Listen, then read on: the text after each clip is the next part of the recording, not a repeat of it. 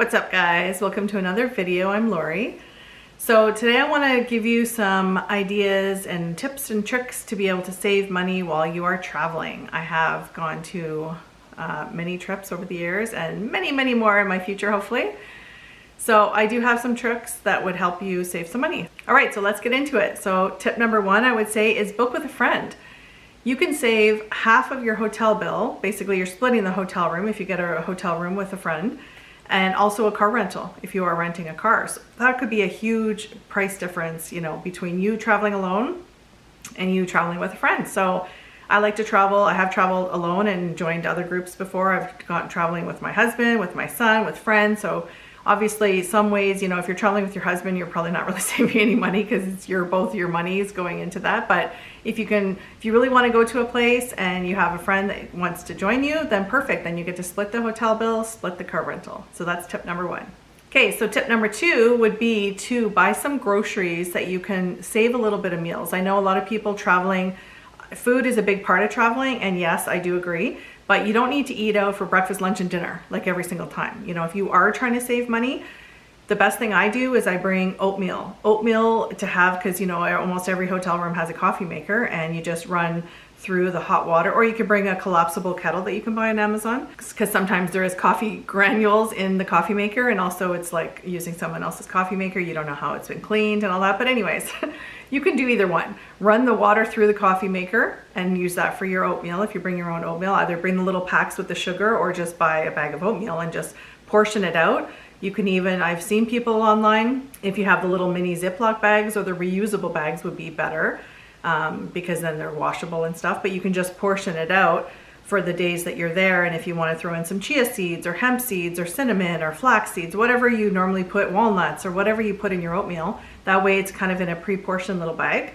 Or you could just put it all in one bin and then you just scoop it out from there. That's actually good too. So, and also too, for sandwiches for lunchtime, like that's something my husband and I have both done. I've brought rice paper sheets, and then I just go buy some veggies or whatever, and I'll just get little peanut butter packs and some soy sauce, and then I just make a little dip and I make these rice paper rolls.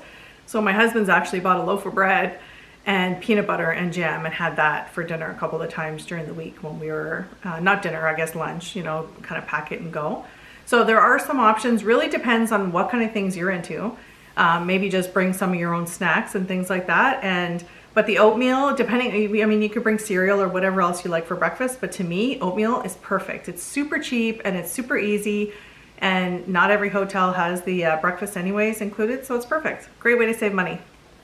Tip number three would be to check out the attractions that you want to go and visit, and then see if there's a day of the week that's cheaper, and plan your itinerary around that day. So for an example, I think Disney World, when we went there, I think there was one day of the week that was cheaper to get in for each of the parks. I think that was like more than 10 years ago. But I basically built, like, because I do like to plan my itinerary. I'm those kind of people, but I get to see everything on my list. I have some downtime, but I also make sure I get to see everything I want to see. If there's certain things that you want to see, just check on their website. Maybe it's like, you know, Wednesday morning, it's like $1 cheaper, 10 bucks cheaper, whatever. You might want to plan your itinerary around that day. That way you get the cheaper price. Okay, number four is obviously book in advance. I know some people used to be, you know, back in the day, they used to have the last minute deals. I don't find I see last minute deals anymore. So I book my trips in advance and I find I get a better rate, especially flights. I do find that the flights, the closer you get to your trip, the more expensive they become. So I like to book my flights way in advance. So, okay, so tip number five is take public transit. So I know in tip number one, I said if you're going to be renting a car, you could split it with a friend. And there are some places you do need to rent a car. But there's also a lot of places that you can take public transit, maybe for the majority of the week, and just 1 or 2 days when you actually need a car to kind of get out of the city, then you can rent a car.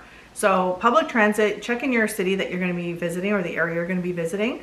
Some places are very economical to take the public transit, and usually like Vegas is one I just think of because it's super cheap just to take the bus, and it kind of goes up and down the strip. But then if you want to go to the Grand Canyon for a day, then obviously you have to rent a car and you have to leave the strip to, you know, to go off to see the canyon. So check whatever place you're going to and take public transit, and it might not be as bad as you think. And also on that same idea, I would say with the public transit, You can also get a week pass. If you look into that kind of before you arrive or as soon as you arrive, it might be cheaper for you to get a week-long pass or a day pass rather than just paying every single time you want to go somewhere. So that could be even a more further discount for that. Okay, and a bonus tip, it kind of goes with number 4, which was booking your flight in advance.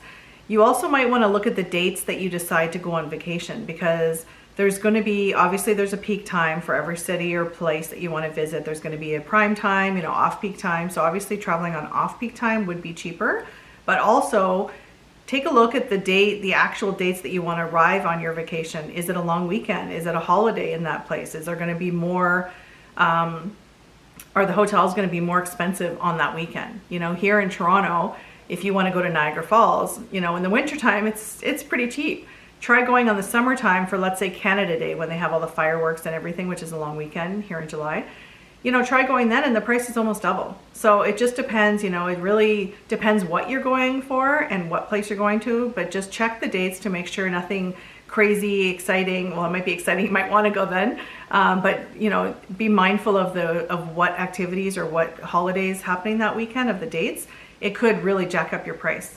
So anyways, those are 5 plus 1 bonus tip for how to save money on travel. So let me know if any of these tips are helpful, and also let me know in the comments below where you go traveling to next. Hopefully it's somewhere exciting. Thanks so much for watching, and don't forget to like and subscribe. It does help my channel. Thanks, and happy travels. Bye.